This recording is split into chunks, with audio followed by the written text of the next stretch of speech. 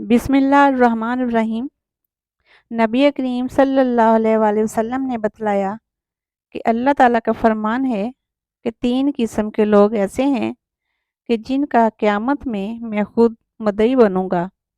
ایک تو وہ شخص جس نے میرے نام پہ عہد کیا اور پھر وعدہ خلافی کی، دوسرا وہ شخص جس نے کسی آزاد آدمی کو بیچ کر اس کی قیمت کھائی، اور تیسرا وہ شخص جس نے کسی کو مزدور کیا، پھر کام تو اس سے پورا لیا لیکن اس کی مزدوری نہ دی۔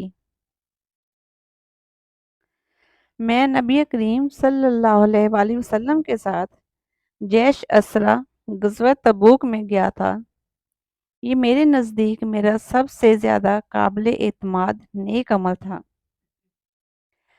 میرے ساتھ ایک مزدور بھی تھا۔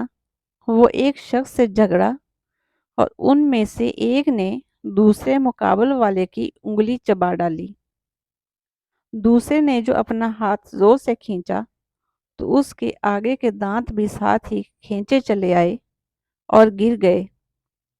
اس پر وہ شخص اپنا مقدمہ لے کر نبی کریم صلی اللہ علیہ وآلہ وسلم کی خدمت میں پہنچا۔ حضرت صلی اللہ علیہ وآلہ وسلم نے اس کے دانت ٹوٹنے کا کوئی قصاص نہیں دلوایا، بلکہ فرمایا کہ کیا وہ اپنی انگلی تمہارے منہ میں چبانے کے لیے چھوڑ دیتا؟